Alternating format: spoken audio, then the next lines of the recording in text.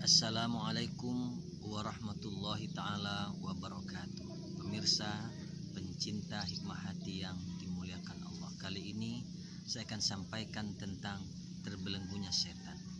Sebuah hadis mengatakan, idza jaa Ramadan futihat abwabul jannah wa ghulliqat abwabun nar wa suffidatis syayatin. Jika datang bulan Ramadan, dibuka pintu-pintu surga, ditutup pintu-pintu neraka, dan dibelenggu atau diikat setan. Pendengar yang dimuliakan Allah, pemirsa yang dimuliakan Allah, bahwa kita bertanya, kalau setan itu terbelenggu atau diikat, tentu kita bertanya, diikat seperti apa? Sebenarnya ketika kita berbicara ikat mengikat, terbayang oleh kita, terbayang tali tambang. Kalau terbayang tali tambang, berarti sesuatu yang diikat itu adalah material. Setan sesungguhnya bukan wujud material. Oleh karena itu, sebelum kita tahu dengan apa dan seperti apa setan itu dibelenggu, kita harus tahu apa itu setan. Pada beberapa kesempatan dan beberapa penyampaian oleh saya bahwa setan itu adalah wujud bukan di luar diri kita. Setan itu adalah sifat pantang kalah. Dalam rangkaian penjelasan, hawa itu sifat pantang kelintasan, nafsu sifat pantang kerendahan, dunia sifat pantang kekurangan, dan setan sifat pantang kalah. Hawa, nafsu, dunia, setan itu sifat pantang kelintasan, pantang kerendahan, pantang kekurangan, dan pantang kalah. Setan ini mengimami sifat-sifat yang lain itu. Oleh karena ada sifat pantang kalah, maka orang pantang kelintasan, pantang kerendahan, dan pantang kalah. Itu sebabnya semua sifat itu ketika mengejawantah pada wujud seseorang, disebutlah semuanya itu adalah setan. Dengan penjelasan ini, berarti setan itu bukan subjek.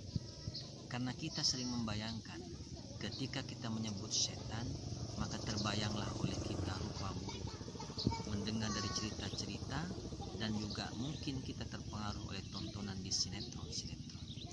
Sesungguhnya setan itu bukan subjek. Setan itu sifatnya wujudnya pasif, kita yang mengaktifkan. Setan itu mengejawantah dalam wujud sifat yang nyata menjadi perilaku, yaitu dua, nafs ammaroh, nafs lawamah. Nafs ammaroh itu adalah wujud diri yang selalu terpengaruh dan memerintah kepada keburukan. La ammaratu bisu namanya. Ialah sifat emosional, sifat mudah marah dan mudah tersinggung. Lalu nafs lawamah, yaitu sifat ajib bangga diri, riya minta dipuji, iri dengki, menghasut menfitnah, tamak loba, takabur, sombong. Inilah sebenarnya setan yang ada. Ada 13 penyakit batin itu setan sebenarnya. Oleh karena wujud setan itu bukan wujud material seperti kita, dan wujud itu bukan wujud di luar diri kita, maka kita harus tahu cara menyampaikannya. Ternyata Allah telah mengklaim bahwa penyakit hati itu, yaitu setan, itu tidak bisa diselesaikan oleh diri kita sendiri. Allah menyampaikan kepada kita bahwa Tuhanlah yang mencabut segala apa yang berada di dalam dada mereka berupa penyakit hati, di tempat yang di bawahnya mengalir sungai-sungai. Kami, kata Tuhan, kata Allah, yang memisah antara hati dan penyakit hati itu. Setan adalah wujud penyakit hati, maka untuk terhindar dari setan dan penyakit hati, kita minta tolong kepada Allah, minta intervensi kepada Allah. Itu kesimpulannya. Oleh karena itu, belenggunya setan adalah intensitas kita, hubungan kita kepada Allah, bukan puasa kita sebenarnya. Bahwa di dalam bulan Ramadan dengan puasa itu kita lebih intens beribadah kepada Allah, lalu hati kita hadir kepada Allah, iya. Tapi wujud belenggu setan bukan puasa kita, bukan bulan Ramadan, tapi adalah intensitas hati kita hadir di hadapan Allah.